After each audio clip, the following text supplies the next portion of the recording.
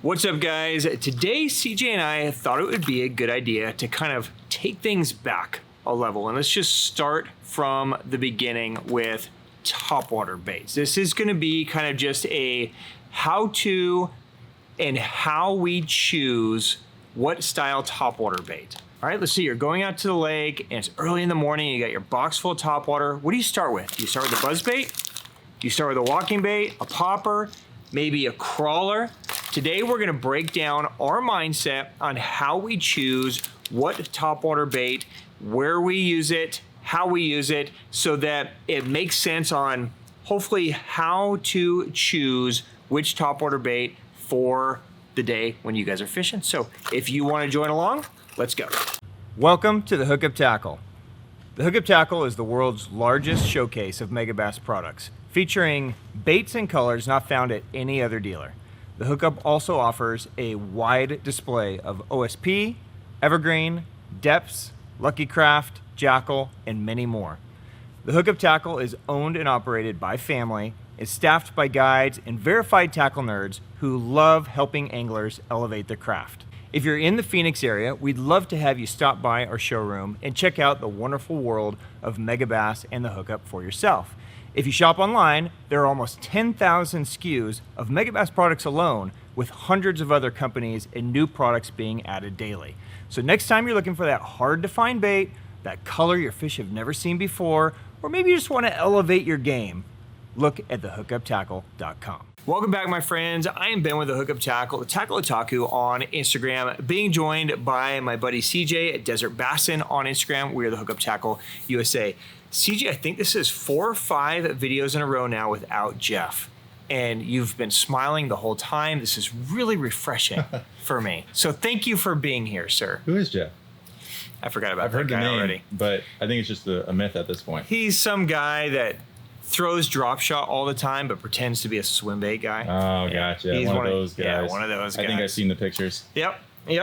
He catches him on a worm, and then he puts a hinkle in his mouth and holds it up. That's what I've heard. Anyways, yeah. Man, $300 for a drop shot worm.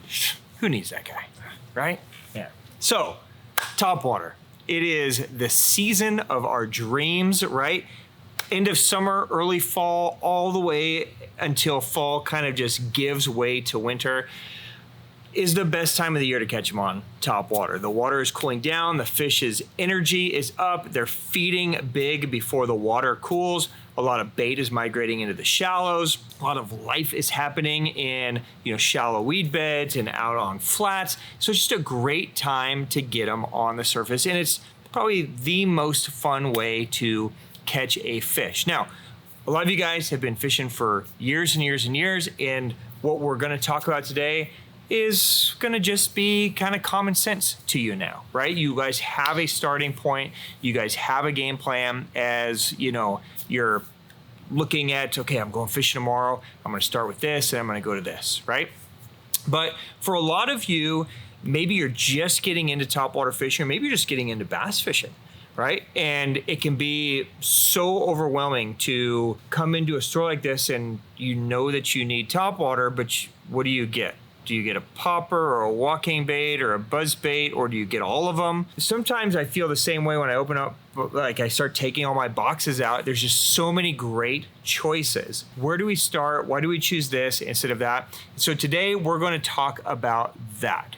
How to choose a topwater bait, whether it be a popper, a walking bait, buzz bait, crawler, what's going through our minds and how we're making those decisions. Another video that we will do after this is we'll start doing deep dives through each one of those, okay? So today's not necessarily gonna be, a crawler deep dive or a frog deep dive or a walking bait deep dive.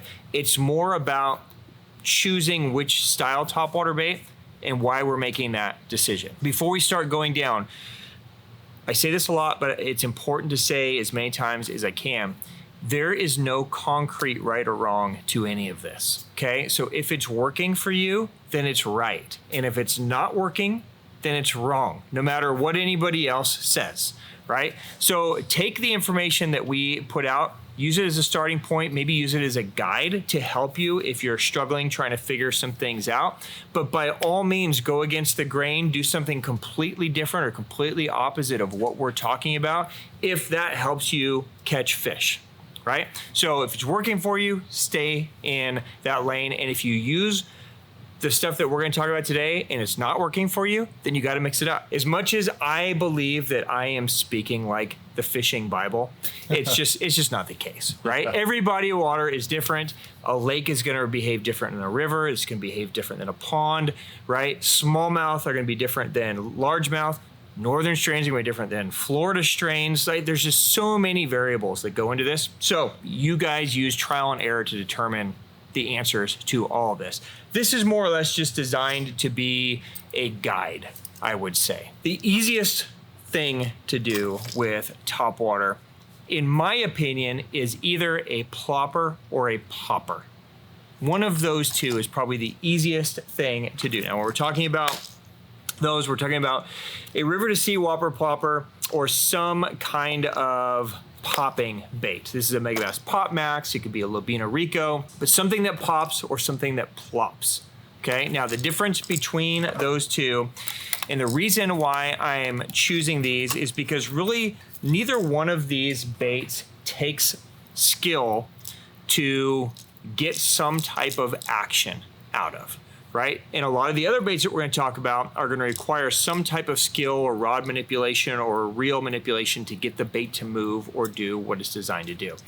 A popping bait is almost always going to have some kind of flat face to it. Literally just by jerking the rod, you're going to get this thing to pop. It's going to go boom, boom, boom.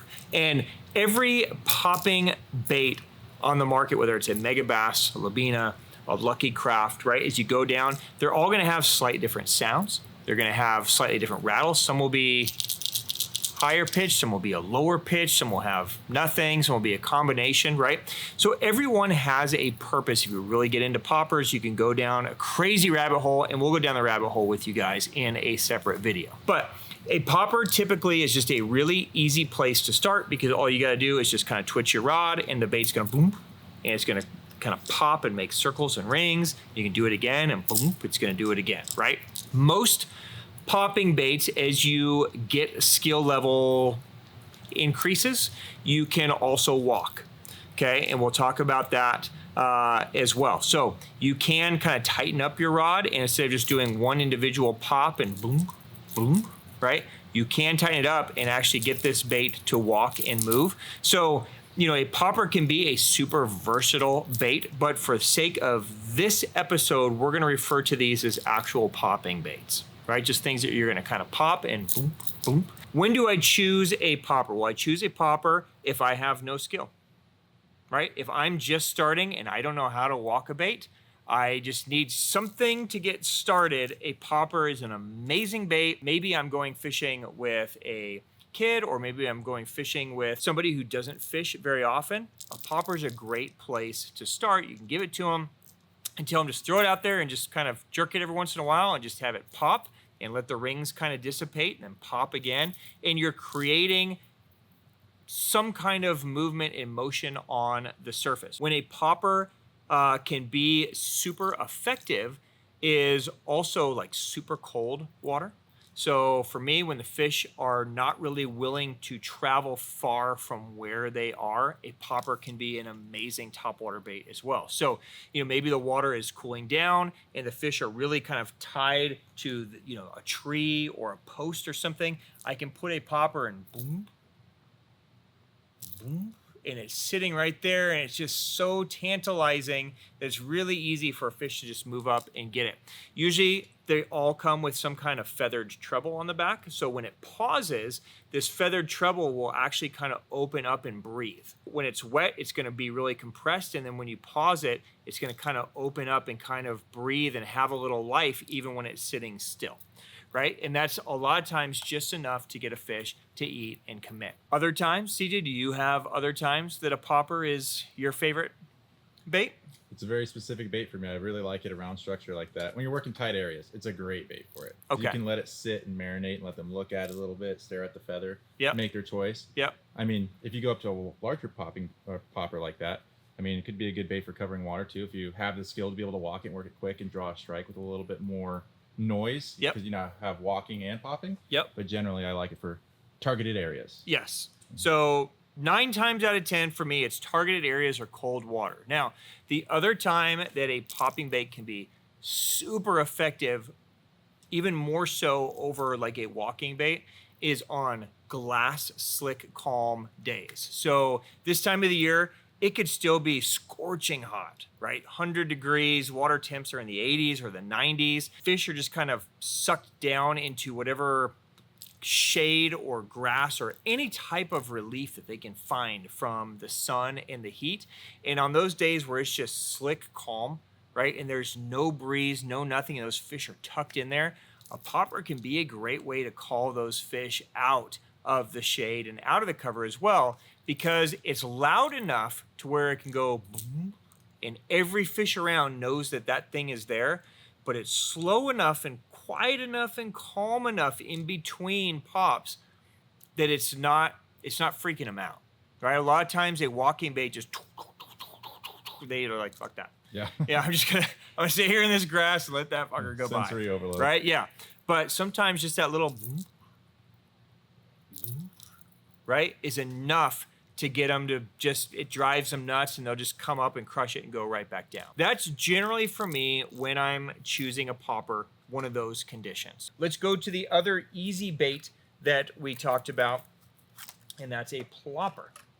Okay, now I chose a plopper because I think everybody on the face of the planet knows this bait. At this right? point, yeah. Yeah, I think Whopper, so. Whopper plopper. Same kind of deal here.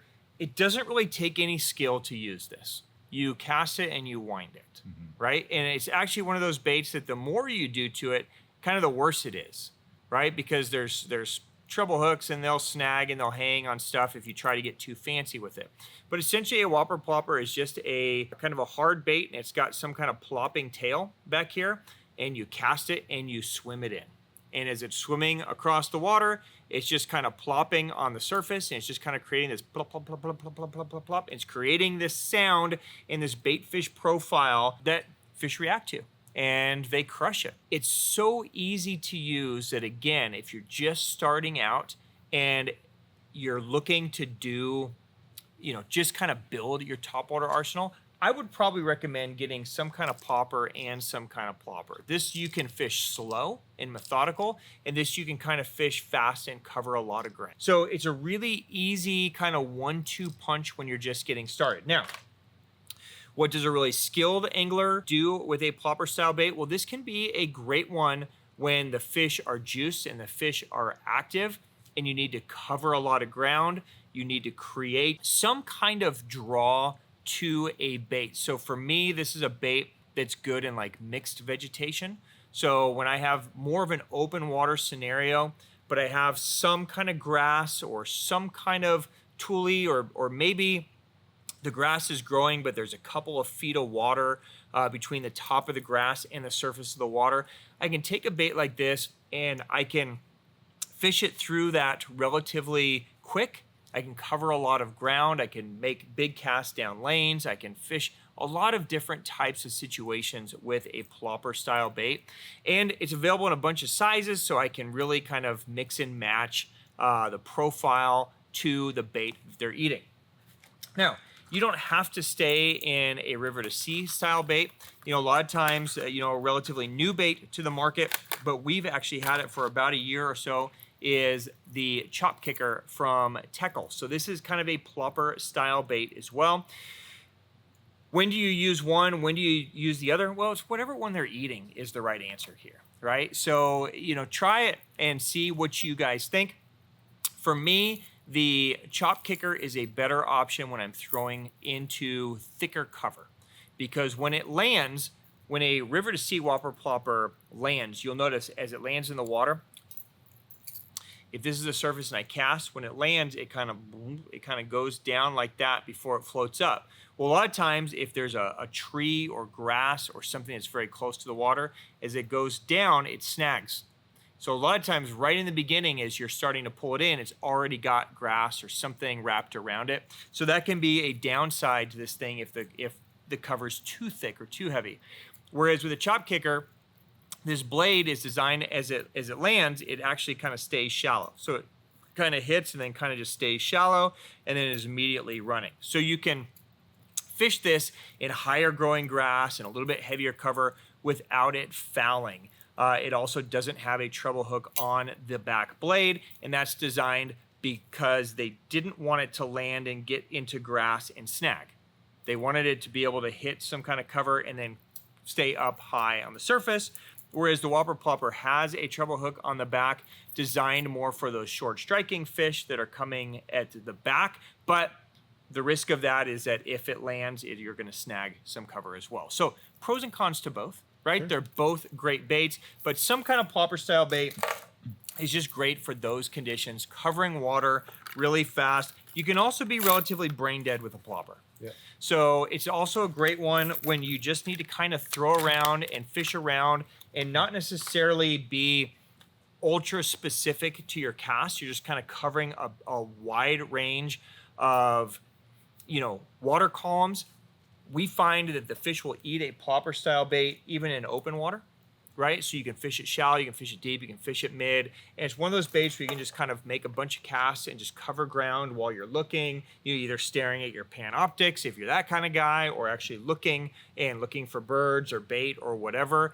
And they'll eat it anywhere on the cast, right? So you don't have to be so keyed in on your bait and really pay attention to what the bait's doing. It's more of just kind of a brain dead kind of thing where you're throwing around and using your eyes to look for the next thing you're going to be doing. Yep. That makes sense? Absolutely. They're great for wind too.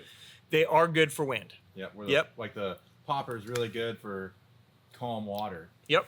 Those are great for wind. And it's almost like when you're fishing a Whopper popper, if you fished one before, it's almost like the little tail grips the water. So you have a little bit of resistance, even in wind. You're not pulling out of the water. It's kind of a crazy thing. Yep. So good point. So you can use it in a variety of weather type conditions as well. It's not my favorite bait to use in large waves. So, boat wakes, large waves, that kind of stuff, it will have a tendency to kind of dive under them. But for like chop and that kind of stuff, it's great. It has enough sound to where it really kind of calls them and still performs. So there you go. That's how we're choosing some type of plopper bait, whether it's plopper, chop kicker, or whatever style you guys prefer. That's how we're choosing that one. Now, staying on this kind of straight retrieve plopper style brings me to this guy. This is one of our favorite style baits to fish, and this is a buzzbait. So for me, a buzzbait and a plopper are very similar in that you're throwing them and it's kind of a straight retrieve. And as you're retrieving it, instead of the plopper being in the back plopping, you have a blade in the front that's plopping, right? So as this is spinning through, it's just churning and it's banging and clacking either on a clacker or it's just churning on the water and you're creating this as it's going. Right? Now, depending on where you are in the country, they're going to eat a buzzbait in different ways. If you guys are up in the north, you're probably fishing it over grass flats or over kind of mixed vegetation. If you guys are down south, you're probably using a buzzbait to skip underneath docks. If you are out here on the west coast, this is a bait that you're probably utilizing and you're hitting the bank and pulling it in. A buzzbait can imitate a lot of different things. It is definitely a reaction type bait. It's literally a wire, some lead, a big giant blade, some skirt. I mean, realistic wise, it looks like nothing, yeah. Right? I mean, there's not a bait fish in the world that looks like this. It's funny how they'll look at that and be like, yeah, I'm going to eat that. Right. So what it's doing though is you're really solely just getting some kind of reaction strike out of them. So where I find that a buzzbait is super critical is when you need to be very precise with your cast. For instance, if this is the shoreline and I know that the fish are, you know, waiting for bait to kind of run down the shore, or maybe crawdads are getting dislodged and coming into the bank. So those fish are sitting right here on the edge, kind of waiting for something, or maybe they're sitting a foot or two off, waiting for something to kind of swim through this lane to where they can just ambush them like that. A buzzbait's probably my favorite thing to throw in that, because I can literally land it on the bank and drag it in the water, and it instantly right away, and so many of my strikes are within that first foot, right? I couldn't take a plopper style bait and throw it on the bank because the treble hooks are going to snag whatever it is that it landed on. Whereas a buzzbait, because it just has that one single hook, 95% of the time, it'll hit the bank and come right into the water without snagging. So that's my favorite way to do it. It also makes an incredible bait to skip. If you guys are fishing docks or anything where there's overhanging, you know, trees or shade or some kind of structure where you need to skip the bait back up underneath something, a buzzbait's an amazing skipping bait. So it's a far better, for me, far easier to skip a buzzbait than it is some kind of plop. Plopper, anytime I've tried to skip it, either the tail snags or the treble hooks wrap or something usually derails for me on that. Whereas this, I can skip up underneath, and then I can get that bait way back up underneath there and catch fish that other guys are missing because they're just trying to hit the edges of things. That's generally, for me, where I'm choosing a buzzbait. There's a million different things you can do. You can alter this thing. There's different ways of fishing it. We'll do a buzzbait deep dive and kind of cover some of our favorite ways of doing it. But generally speaking, anytime I'm trying to hit the shore or I'm trying to skip it back up underneath something, that's where the buzzbait is critical for me. Did I miss anything that you would add to that? I think when structure starts coming into play, like light structure, wood, sparse tules, maybe a little very light grass, then you can get away with the buzzbait versus like a Whopper plopper that those trebles are going to hang out. So I think once you start getting that kind of cover, buzzbait's great. Buzzbait. Yep. Cool. So there you go. That's how we choose that one. Now, on to the next style bait. What about a walking style bait? So we talk about things like a Kicknocker a lot, you know, or a dog X or a gunfish, something like that. When are we choosing a walking style bait instead of one of these other ones that we just selected? So for me, a walking style bait is more of my open water choice.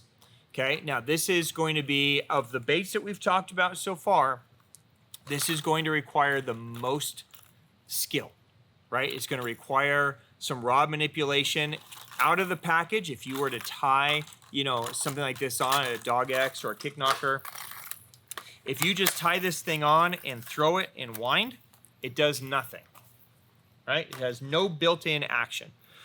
So if you just cast it and wind it, it's basically just going to kind of go without doing anything. So this is going to require us to use our rod tip to get this bait to move side to side as we're working it through the water. Now, what's awesome about a walking bait is rarely do I ever stop this thing. It's almost always a constant movement on the surface. So when you're thinking of a fish and they're seeing this thing kind of move and, you know, it's just back and forth on the top, it's creating the illusion of a fish that's kind of getting away, right? And it's difficult for them to really tell the full profile because it's moving a lot. They're hearing the sound, they're seeing the movement as it's going, and it's calling fish from a long ways away. So that's when I said this is more of an open water bait. This is something that I'm going to throw across a point. I'm going to throw down a flat edge. I'm just going to make a big long cast, maybe over a reef, something to where a fish might be suspended or he might be down the bottom, and I need a long cast to really call that fish to me. Most walking baits are going to have a louder sound. It's just a super realistic way of presenting a moving bait in more open water. You can fish this style bait in waves. You can fish it on calm days. You can fish it in boat wakes. You can do a lot of different things with it, but it's really a fantastic way of covering a lot of ground. Now, we're going to do a deep dive on walking baits as well, because there are some walking baits that are better for calm conditions and slicing and being more finesse. There's some that are better for, you know, louder, windier conditions and being more abrupt.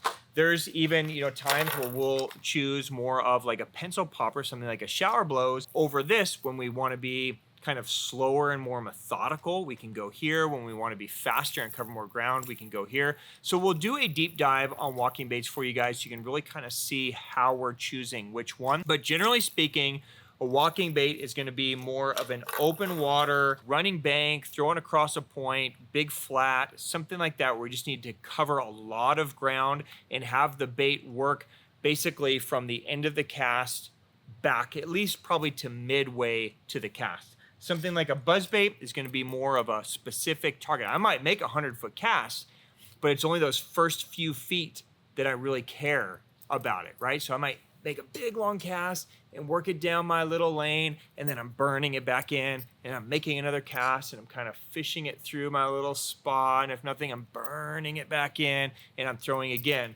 Whereas something like a walking bait, I'm gonna make my big cast, and I'm gonna spend some time, I'm gonna walk it, you know, a long ways back and cover that whole piece of ground, because a fish in 2 feet could eat it, a fish in 10 feet could eat it, a fish in 40 feet could eat it, right? So you could draw a strike from a lot of different species with the walking bait.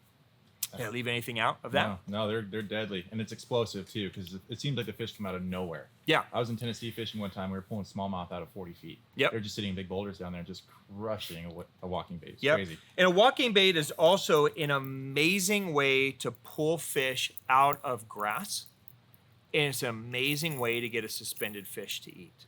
Okay, suspended fish are some of the bitchiest fish in the lake. They're the hardest fish to catch because they're suspended for a reason. They're done. Yep. They're not into it, right? They're not chasing. They're not doing anything. They're just chilling down there. They want to be left alone. And a walking topwater bait is one of the best ways to get those fish to just commit, because it's just too easy for them to just move up and eat it and come back down and chill, right? So it's a great way for summertime and fall transition when they haven't committed to being super shallow or super deep, and they're just still just kind of in that transition zone. Walking bait can be a great one. All right, a couple more categories of topwater. What about this guy, a frog, right? I love a frog. So one of the best ways to fish, right? Before we started filming this, we actually are making plans on doing some frog fishing. Hard to beat this type of bait when they're eating it. Now, when do we throw a frog over one of these other things? Well, essentially a frog can be a popper or a walking bait or a buzz bait or a plopper style, right? So they make frogs to do basically all the actions that we just talked about in the hard baits.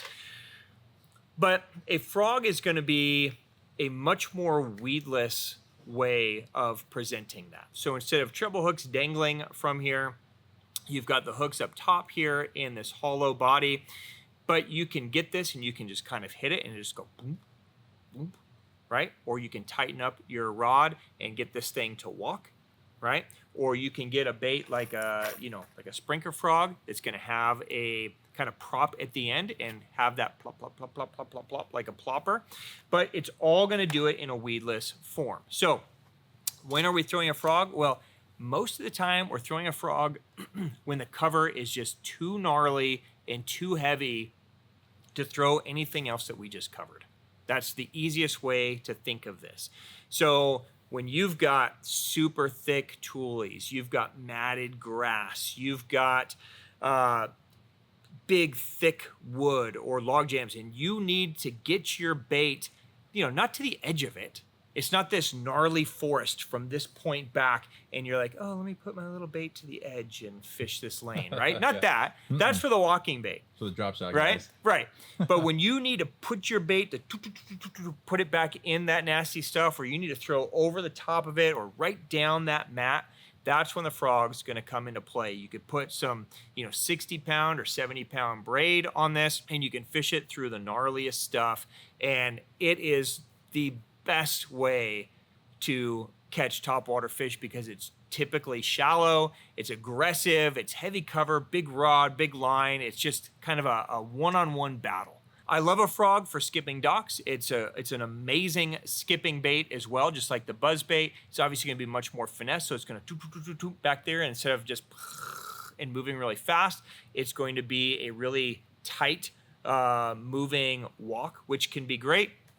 A frog is also an amazing option if you guys are fishing any type of fluctuating water, so tidal or a river system or tailwater fishery, even where there's a dam that releases water and the lake fills and then they drain it and the lake drops. Anytime the fish are in a position to where the water compresses, right? So maybe they're usually chilling in 4 feet or 5 feet and all of a sudden that water kind of drops and they're in 2 feet. A frog's an amazing option under those situations because they're generally pretty quiet, okay? They don't have a lot of rattles. But those legs kind of dangling below just give the bait, it's like literally just like right in their face. It's like, hey, you know, hey, eat me, right? And it's literally right there. And when there's nowhere else for those fish to go, a lot of times they just eat it. Now, when the lake fills up and you get more space, sometimes they'll eat the frog too, especially if they push up into cover. But if they're usually staying down deeper, then there's usually other things like a square bill or a rat or a buzzbait or something that's a little bit more aggressive is a good option over a frog. So for me, obviously super heavy cover or any time that the lakes or the rivers kind of compress and the fish stay shallow and there's not a lot of water distance between them and the surface, that can be a great time for a frog as well. Anything I left out, CJ? No, I think you nailed it. I think when it comes to heavy cover, there's nothing better than throwing a frog. Yeah, I think it's the best thing. Bites are crazy. It's a battle. And it's just fun catching them on it. Yeah, it's like a boxing match almost. Yeah, really. Right? It really yeah, is. it's a challenge. It takes a lot of skill to get the frog exactly where you need it to be, especially if you're having to skip or put it in some really nasty stuff. It's a challenge to not swing too fast. Yeah, yep. Right? Because you finally get it back in there and then poof, they eat it and you just have this tendency to jerk instead of like giving them a second before you crack down. Then you got to haul them out of that stuff. So everything about a frog is dope. Yeah, you better like bruised rib. For sure. Yeah. So, and again, we can do a deep dive on this too, and we'll dive down the frog rabbit hole and talk about when we throw, you know, there's so many options. This one over the gavacho or vice versa. So we'll dive down and do that as well. Cool. And then finally on our list is a crawler style bait. Now, before we get into this, there's a lot of baits that we didn't touch base on. Okay. So the cool thing about Topwater is that you could go a million different directions with this. There's prop baits, there's single prop baits, there's wake baits, on and on and on and on. There's a million different genres, but we wanted to try to keep it kind of basic so you know, like when you throw this over this. Yep. All right. This style over this style. All right. So crawler style bait. This has probably been one of the more popular categories, but probably one of the more misunderstood categories of the last several years. If you guys are big into JDM tackle like we are, you know, in Japan, they love crawlers. Like crawlers is like a super fascination. I would say crawlers are kind of their glide bait to us. You know, here in the US, like everybody wants a glide bait. Right? Glide bait, glide bait, glide bait. You just hear it thrown around so much. A shad this, or a trout this, or a crappie this, or whatever. And in Japan, they love their crawlers. Now, a crawler style bait is essentially just some form of bait with some wings on it. Right? And you're going to have these wings kind of extending out. And the purpose of those wings is that when you pull it against the water, it forces the bait to move side to side or crawl on the surface. So they're generally a pretty big bait. Every brand makes a crawler, especially a Japanese brand. They all have a crawler. So this is a Deps NZ Crawler, probably one of the most popular crawlers. You know, Megabass makes one, the I-Wing. You know, Gancraft has the Joy Crawler, on and on and on, right? So everybody has some kind of crawler style bait. So when are we using a crawler style bait over one of these others? Now, for me, I have found that here in the US, and a lot of this can apply overseas as well, that the crawler is most effective in pond situations. I'm not saying you can't go out to your big lake and absolutely destroy them on a crawler. You absolutely can. But I find that in a big lake situation, they will almost always eat one of the other topwaters that we've just discussed over a crawler. Now, in a pond, different kind of story. Pond fish seem to love a crawler. And I don't exactly know why it's like this, but it seems like the best scenario for a crawler to work is shallow water, small, tight water where the fish can't escape, right? That helps. And if there's any type of aquatic vegetation, any kind of grass, game over. They're going to smoke a crawler, right? So a crawler is designed to fish very slow. It's designed to just move very slow and have a lifelike kind of slow movement right above the fish to where it's big. Obviously, it's a big presence, but it's not overwhelming or scary. You know, if you throw something like a walking bait in a pond, a lot of times it just moves too fast. I think of pond bass more like I don't know, like the Jimmy Buffett of bass, I guess. You know, they're just chilling, right? They're on a beach. They're on, you know, Caribbean time. They're not going to go chase something down. Like, you know, they live in this small little world. There's only 100 fish in the whole pond. They know everybody, right? They're all kind of friends, and they know that they've got to eat that one bluegill a day, or, you know, a couple of these things every week, right? And they're really in no hurry to get anything done. Where cheeseburger. Right, yeah, exactly. Whereas, you know, when you're in a major reservoir or a big river system, those fish have to fight for every meal they get, really, because there's millions of fish behind them that are going to eat it if they don't. I find that a crawler just speaks to those fish. Like, it's just big enough and lazy enough, and it's kind of the cheeseburger over their head to where they're like, yeah, fuck it, I'm gonna eat that thing, right? And that really is kind of the key to the crawler. Now, I've watched Griff smoke them on a crawler in some river systems, like Colorado River. He's done really well. Night fishermen seem to catch them really, really well on crawlers as well. And again, I think just because it's a big profile, it's relatively noisy, and you can fish it really slow so the fish can really find it and key in on it. It lends itself really well to night fishing as well. But if you guys are pond fishing, if you're shore fishing, if you're night fishing, I think a crawler can be a really great option. Now, again, remember, most of these are designed to fish really slow. There are some, you know, like the I-Wing, that are designed that you can burn it and fish it really fast if you want to. But from what I've seen, even the baits that are designed to fish really fast always work best super slow. Yep. Almost never do they eat this thing like a crazy bird moving through the water. Like, I think it just probably scares everything. Yeah. But when you just barely kind of move it and just really creep this thing along, that's kind of the magic to the crawler. So if you guys find yourself in those situations, and dude, that's a sick ass looking bait. Oh, looks dope. They're fun to fish. Yeah, they're super fun to fish. It's very active. You know where it is the whole time. And when you have a fish with this dangling out of its mouth, it's cool. Yeah. So the cool factor, super high on this. The practical factor in big water, pretty low. The practical factor in small water, pretty high. Use that, try it. If you guys have been fishing big water with crawlers and like, dude, they don't eat those stupid things.